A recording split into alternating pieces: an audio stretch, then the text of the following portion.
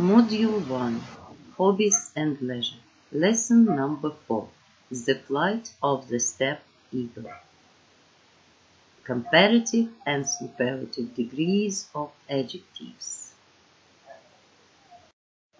Good afternoon, children.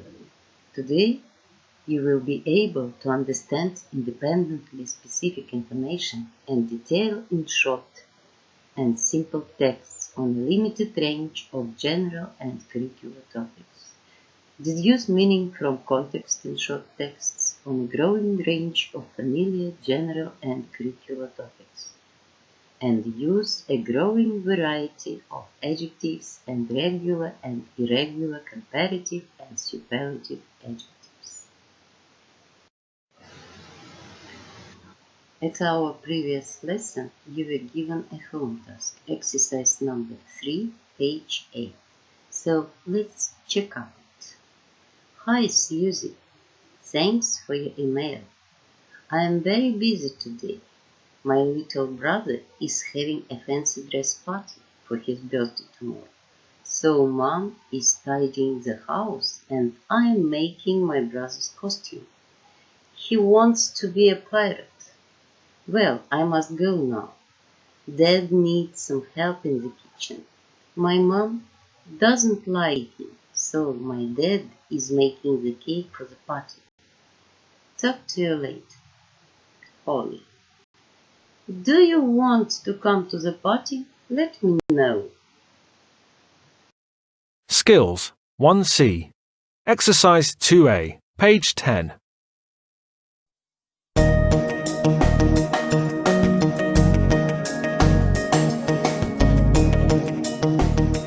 The Flight of the Steppe Eagle.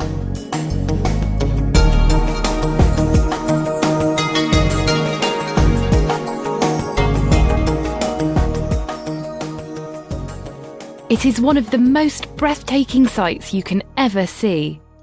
An eagle is soaring up in the bright blue sky. Suddenly, it dives at up to 120 miles an hour before returning to the falconer's hand. In its sharp claws, it carries a rabbit. This is the Kazakh steppe, and this is the sport of falconry. Falconry is said to be over 10,000 years old, and even came before the invention of writing. Genghis Khan, the 12th century conqueror of Central Asia and China, had lots of birds of prey as well as falconers to take care of them. In Kazakhstan, falconry is very popular, especially with young Kazakhs who want to take up something traditional. There are schools of falconry and sanctuaries with breeding programs for endangered birds of prey, such as the Saka falcon. Kazakhs, though, prefer the steppe eagle with its 6-foot wingspan and proud gaze. It's no surprise that this noble creature is a symbol of Kazakh national identity.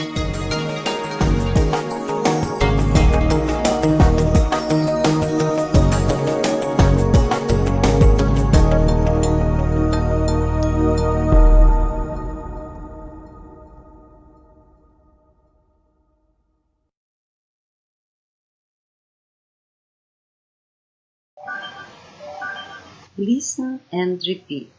Flight, breathtaking, soar, bright, dive, return, falconer, falconry, invention, conqueror, birds of prey, take up, sanctuary, breeding program, wingspan, proud, gaze, national identity. Read these new words, read the translation, and find out these words in our text.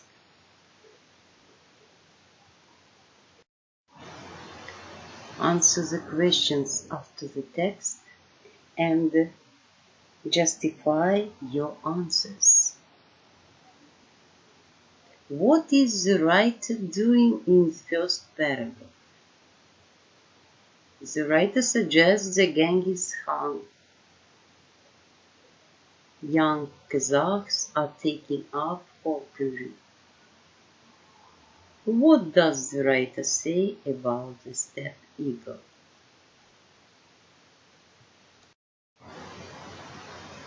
Check up your work.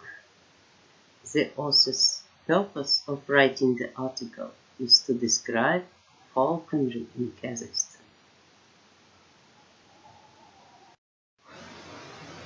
Task number 3.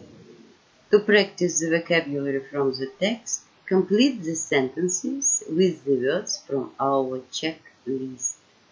Breathtaking, bright, popular, dive, returns, proud.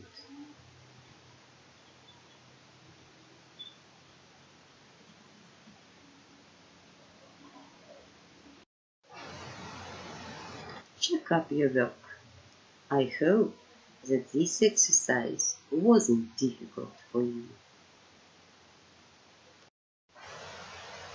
Now, children, let's remember the rules of formation comparative and superlative degrees of adjectives. When we want to compare two people, things or places, we use comparative forms.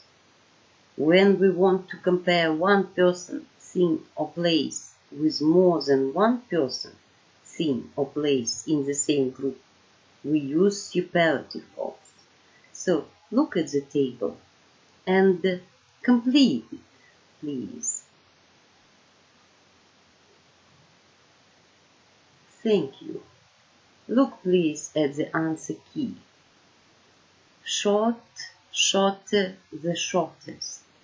Long, longer, the longest. Fat, fatter, the fattest. Happy, happier, the happiest. So, such irregular adjectives form their comparative and superlative degrees in their own rules. Good, better, the best. Bad, worse, the worst. Much, many, more, the most. Study please this table and do exercises below. Do these exercises in your copybooks. I want you to write only the necessary words, not the full sentences.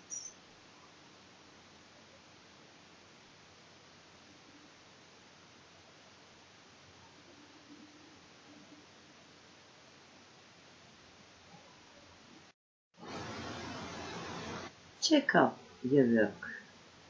Look please at the answer keys of exercise 6, page 9 and exercise 7, page 9. Exercise 6, page 11. I have a job in an office, so I like getting out in the fresh air and doing some exercise when I'm not working. That's why I like running. I usually run in my local park because it's near my house. There's a running track there, but I can also just run around the field. It can get busy at the weekend, so I try to go during the week. Some people run every day, but that's not a good idea as you need to give your body a rest. I like going there on Mondays, Wednesdays, and Saturdays. I don't run in the mornings because I don't have the time before work, so I do it in the evenings. Another important thing about my hobby is the fact that you don't need a lot of equipment. All I really need is a good pair of sports shoes. Some are expensive, but you can get a pair for £60 to £80.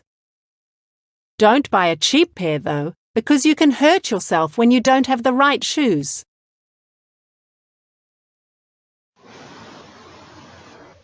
Now our lesson is over. I hope that we have reached the aim of the lesson. Can you speak about your hobbies using new vocabulary? Can you find necessary information in the texts? Can you say your opinion on the theme? Can you give your arguments? Can you explain the problem? Can you understand the information? I hope you can. The lesson is over. Goodbye.